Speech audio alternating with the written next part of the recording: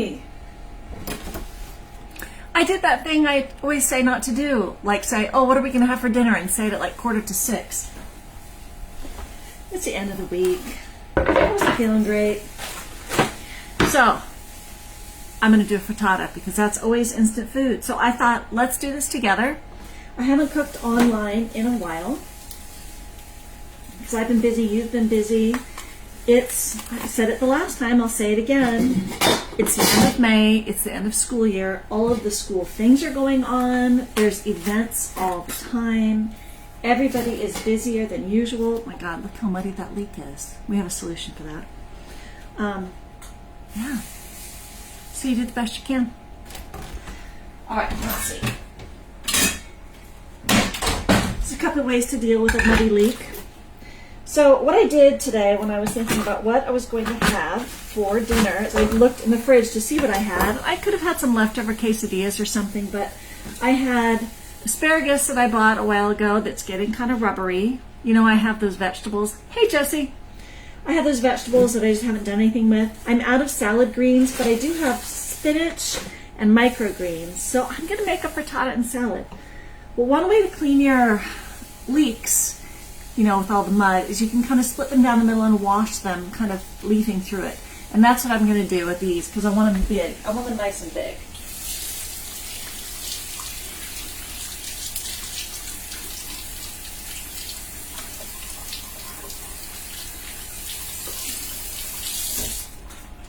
Okay, see, so I just kind of open them up and I run them under the water and I get them clean, but I'm going to cook them, so, I mean, there's a little dirt. And I'm cutting these, can you see what I'm doing? I'm going to cut them sort of big, so they're maybe a centimeter tall, the little discs. I'm going to throw out the tougher bits. What am I going to do? I'm going to cook this in some olive oil, but I have some bacon, so I'm going to cook some bacon in here too. So I'm just going to put a little oil. That pan's been on the heat a few minutes, so let's use it's a little hot. Oh, mud. All right, there, and then bacon. Again, you know how I use bacon? I rarely cook bacon. Even though, I mean, who doesn't love bacon? But I'm just going to cut off, let's see, how much am I going to cut off? I mostly want this for flavor, you know, because I use bacon the way I use oregano for flavor. So I'm going to cut it into, I'm going to dice some bacon. And what is this, like kind of about 1/4 cup of diced bacon, and I'll throw that in. Now, if I had been planning ahead of, well, if I had been planning ahead of time, I wouldn't be making dinner at 6 o'clock. Let's get a thing. What I think I would have done is I would have put that bacon in the pan when it was cold and heated it up to sort of render the fat out a little more gently. So this is good enough. All right, so that's going to go. I've got my asparagus. Excuse me, you're going to move. I've got my little clamp attached to a cupboard. And you know how to do asparagus? I'm assuming you do, but you just take it and you break it, and wherever it naturally breaks, you compost the rest. So I do that pretty easily, 2 or 3 at a time. I don't want the tough ends. So I'm going to have a leek and asparagus crustless quiche-ish kind of thing. That's what I'm going to have. There's those.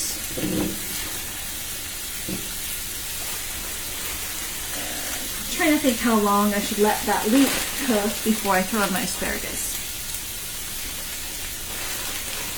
I'm going to put my bacon back in the freezer.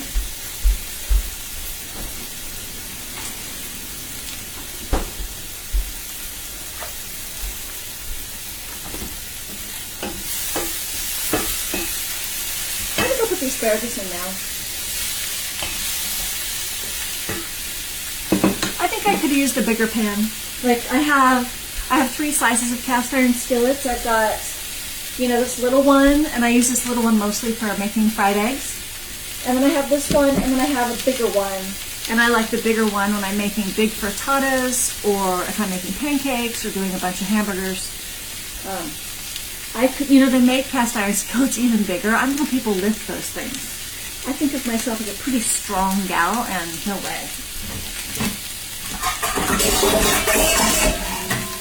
So let's make up the egg mixture.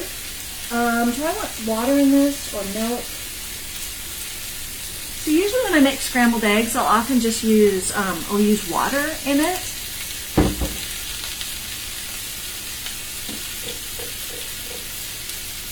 I think I'll use milk today. Hang on.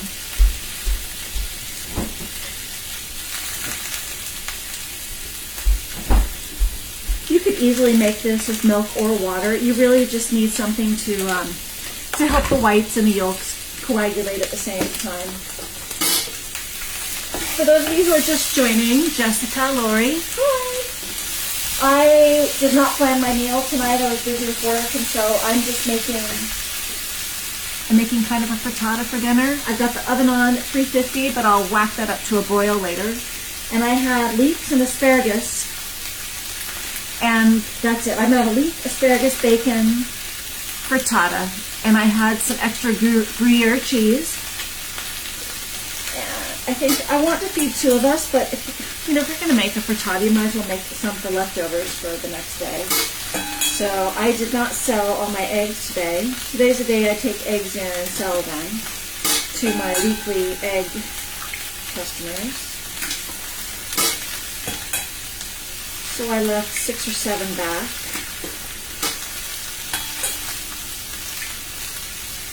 So let's put 6 eggs in here. Actually, I think I have 1 more egg over there. I'm going to put 7.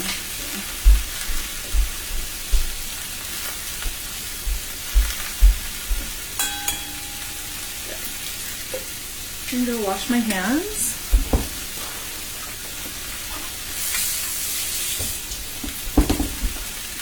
Hey Jessica, if you're still on there, have you guys warmed up? I just talked to my friend. No, it's not actually. I just got off a Zoom call with a friend in Massachusetts, and she says it's still at 50 degrees over there.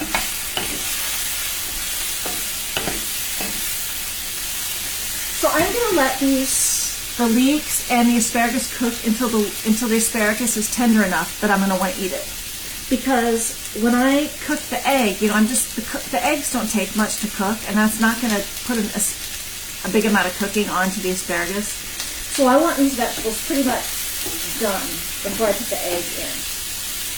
So what? I've got about 7 eggs in here and a 1/4 cup of milk. I could have put some cream in there too, but let's get this set, and then I think I'm going to throw together a salad. Let's see. There's bacon in there, so that's salt. I'll put Gruyere on here. That's a little salt. But I'll put 4 pinches of salt in there. Pepper. What else should I put in there? You know, I could put some herbs in there. Hi, Tracy. I have some fresh chives. I kind of feel silly going out and grabbing them when I'm online. But, maybe I will. Hang on a second. I'll go get them. Don't go away.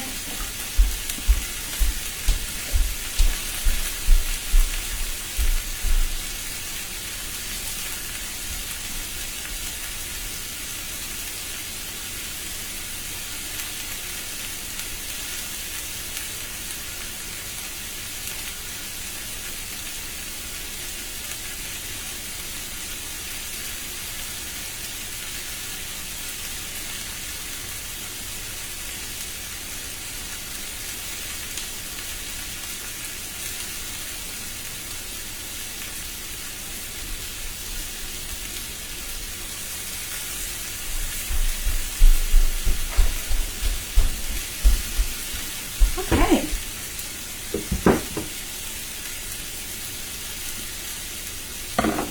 So let's just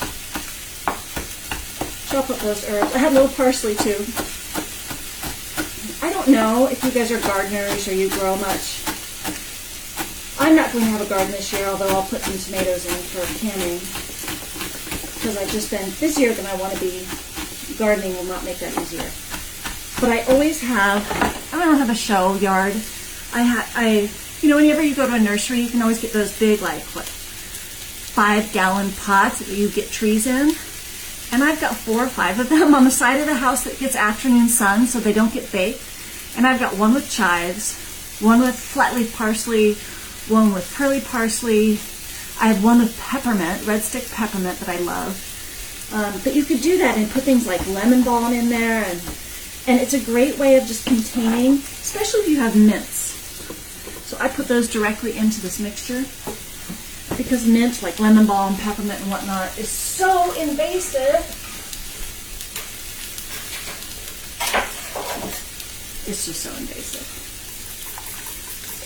So this is going to be my mixture, and I think I'm just going to let it just be good like this.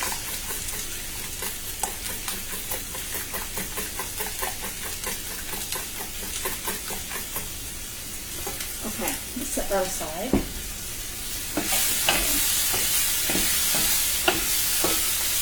That's looking pretty good. I see a little caramelizing on my leeks and asparagus. So I'm going to flip my board over. I'm going to do some salad prep now, so I'll just use the other side of the board. I'll wash my knife.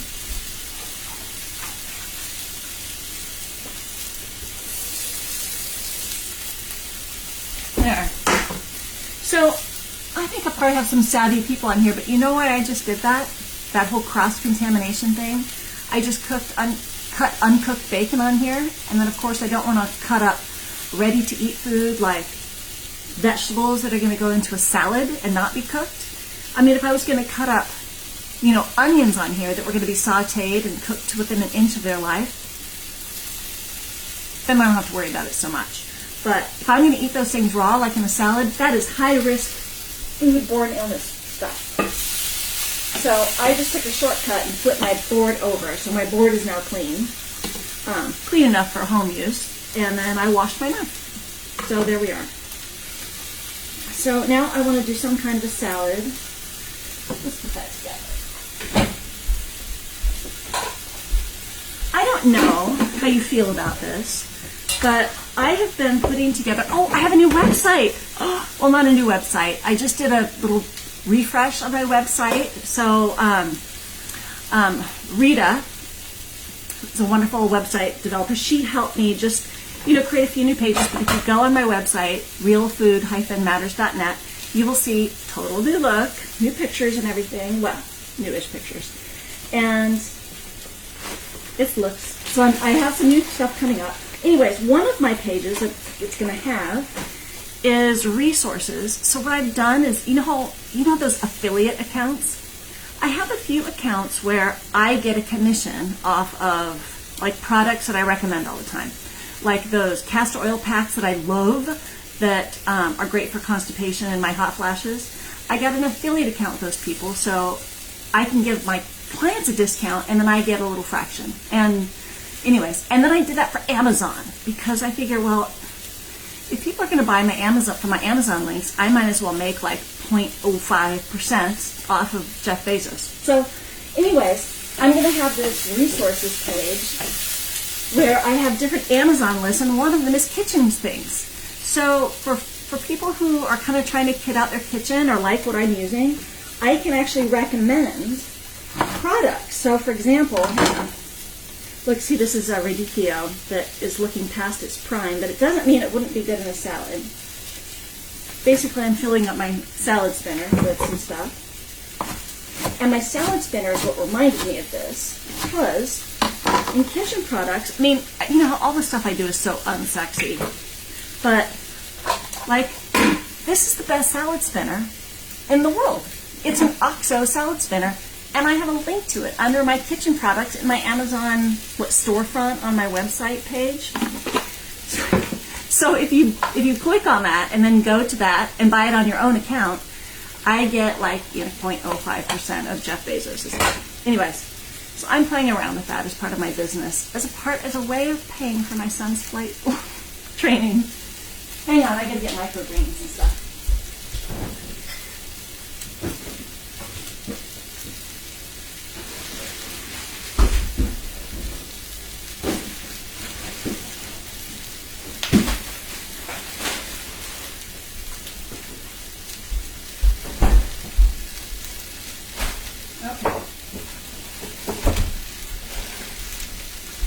So what I'm doing here is I'm just getting all my greens in order. So I've just got that radicchio, microgreens, and a few things of spinach. I don't usually love using spinach as the base for my salads because it's so high in oxalates and histamine, and there's so many other better nutritious greens like arugula and romaine. But I have it, so I'm going to just wash that. And one of the reasons I love that particular salad spinner is that salad spinner has a solid bowl under it, so I can fill it with water and soak the greens so they get kind of crisp, and it doesn't drain out. So I can take that bowl out and set it on the counter, and it doesn't get my counter soaking wet. And I know you're like, why is she promoting a salad spinner? Because I'm telling you, there's some crappy salad spinners out there. Right? Let's see, I have carrot, I have avocado, and I'm going to put some golden beet in there. I love golden beet. So what I'm going to do is I'll wash this afterwards, but I'm going to first peel this. Almost there, almost there. I'm just going to peel the skin off of this golden beet and grate it in there raw. I like the regular red beets and golden beets both. But I think the golden beets have a more mild flavor, and I just think they're gorgeous in salads. And really, they just don't taste as beety to me. And I actually like beets. Like, I love a roasted beetroot and feta together in a salad or by itself. Oh, so good. I'm going to rinse this off. Okay.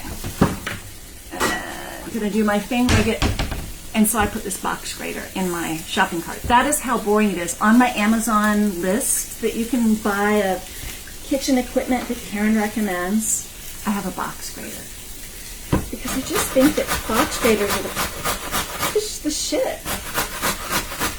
There. So I did some of that. I'll save the rest of that for another time. Put some carrot in there. I've got a radish. I'm going to wash this. Yeah, I've got a big radish. If I had small radishes, I'd use two. And for this, I'm going to use the side bit. You guys have seen me do this, I think, probably many times. There's that. And yeah, that's what I'm going to add. So let's get my salad bowl out.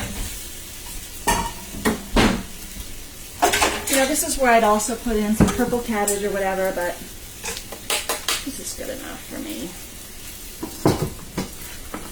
Wash my knife again because I was peeling that dirty beet. And I'll put some avocado in there. But let's switch gears. And I think I think this mixture is pretty good. So I'm going to turn down this heat because, you know, eggs actually do better when they're cooked a little more gently. So where's my cheese? Now, I know it's going to be contaminated with carrots and stuff, but I've got, if those of you who are in Clark County, we don't have a lot of awesome like cheese shops around here, but that Murray's cheese that Fred Meyer's sells, so Fred Meyer's like in Salmon Creek, the better Fred Meyer's, not the one in Battleground, they have a good cheesemonger and they sell better quality cheese, but sometimes even my Fred Meyer's will sell Murray's, and they do a great job getting good cheese, good-ish cheese. I like this Gruyere. I think it's pretty good.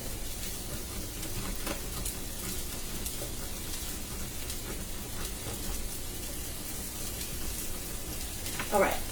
So, going delicate on the egg. Can you see what I'm doing over here? No. No.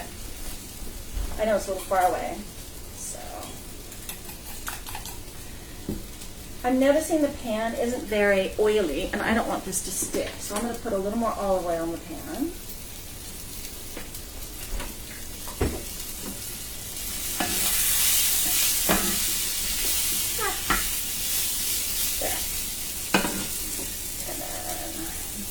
egg in. My egg, milk, and herbs. I'm going to move the vegetables around so they're even. And I'm going to let that cook. So I got the oven on, but what I want to do is I'm going to, hi Patty, I'm going to cook this frittata, until I can see the edges are cooking, because I want the bottom to cook up a little bit. And then I will put it in the oven under the broiler for just like 2 minutes so the top will cook. That's it. So while that's, I'm going to set a timer because it's so easy to get distracted when talking. And we can finish our salad. So, see, I've got this going. I washed. You have seen the trick where you get the pit out of the avocado by pushing your thumbs in the back of it. Have you seen this? I learned that like last year, and I'm like, how did I never know that?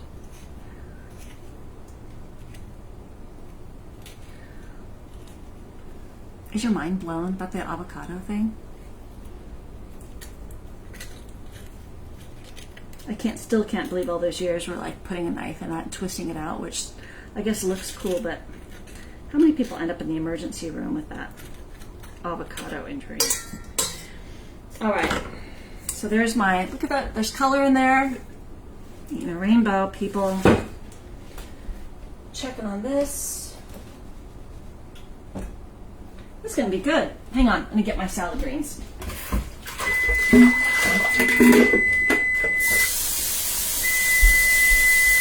One more minute.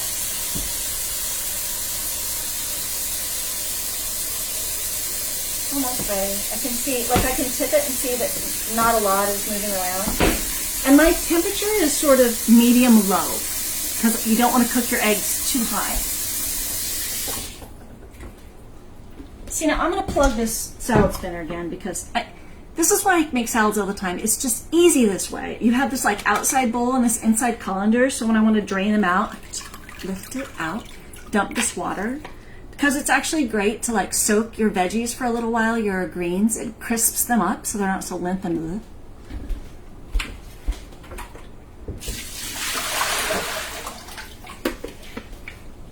Right, so you just do that like 3 times. One thing you learn in your chemistry classes, if you do like 3 different rinse and dump, it gets the contaminations out and you can consider it pretty clean. So I apply that same principle. What happened to my salad spinner? So I sort of apply that to clean my greens. Okay, this is ready. I can just see the top liquidy, so I'm putting it in the oven. And I'm putting it on broil. And I'm telling you, do not broil things for more than a minute at a time without checking it, because it just cooks the shit out of stuff.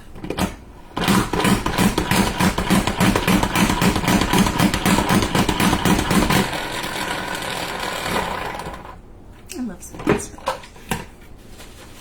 There we go. See, I just take it out and I dump it. All those other salad spinners have drains at the bottom to go into the sink. This just sucks, that design. This is the best. Karen, I had that salad spinner but dropped it retrieving my cabinets and cracked the top, but it still works because it's like the Toyota pickup truck of salad spinners. Okay, and you're like, but what about salad dressing, Karen? Oh, just a minute.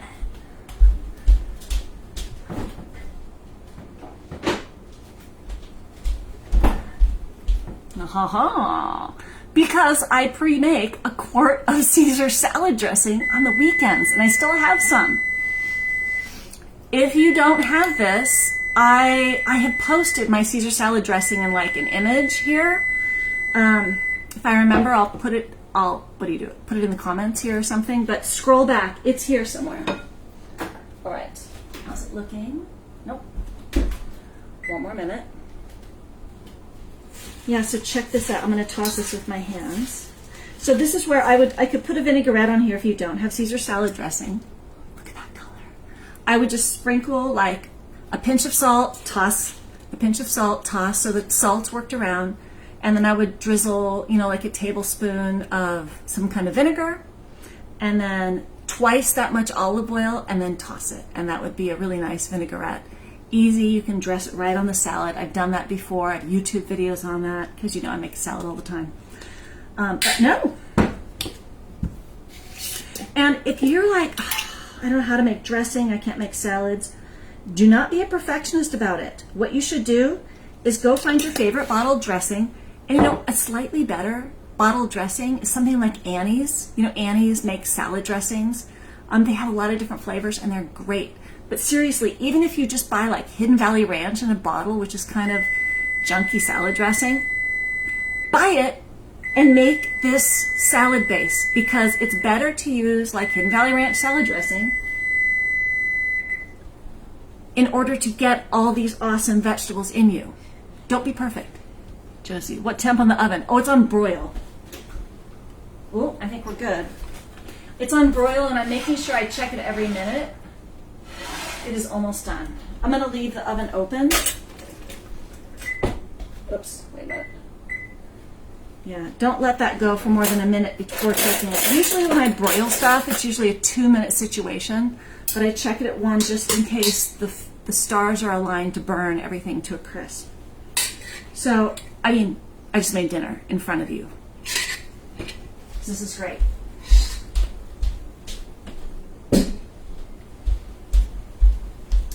Now, it just so happens that one of my children won't eat either of the things that I have made.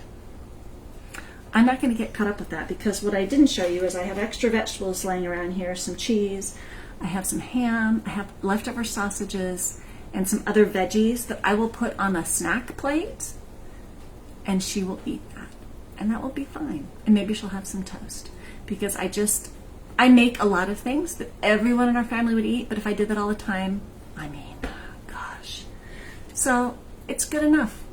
My son is out tonight. This is just to feed my husband and I. My daughter's going to be good with little bits and pieces around the edges. Presto! Oh, yay! Oh my God, I forgot to put the cheese on top of it. That's okay. Here. Let's put the cheese on and then put it back in the oven and melt it.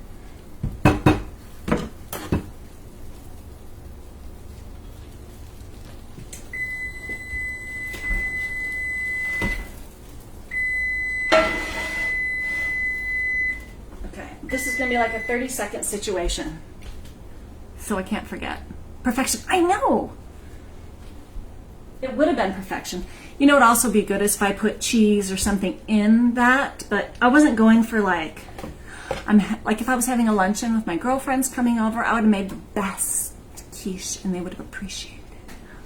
But no one's going to really appreciate this except for me, so you know how that goes. Pot holders. There. Good enough. No. A few more seconds. Okay. Well, I think you get the picture. What are you guys having for dinner tonight? What's on your menu? What time is it? Oh my gosh. We're going to eat before 7. And I seriously, you saw I got in here at like 5 to 6 and went, what am I having for dinner? The cardinal sin of meal planning. There. So it kind of looks a little bit like pizza on the top, but I like pizza. And honestly, I almost brought a pizza home tonight, but I forgot. All right, gang. Thanks for joining me on this. The weather's supposed to get nicer, so I think it's going to be a lot of salad meals and stuff and meals like this. So I think I need to get to some meal planning because I do not foresee things slowing down in terms of work and school things over the next few weeks as graduation approaches, end of school, and all that stuff. So do yourself a favor too and just assume things are going to be busier than usual, especially if you have kids in school. Don't assume you're going to have a lot of time for stuff because more stuff is coming up and it's nice out. So if you get a meal delivery service, maybe get one of those once or twice a week. Maybe bring home some foods that are going to be easier to make and assume you're going to need some last minute meals. So bring the ingredients into your home for quick meals. Yeah? Don't bring the ingredients into your home for elaborate things that take time, because you might not have that time this week. Okay? Let's be realistic. Take care, you guys. Bye.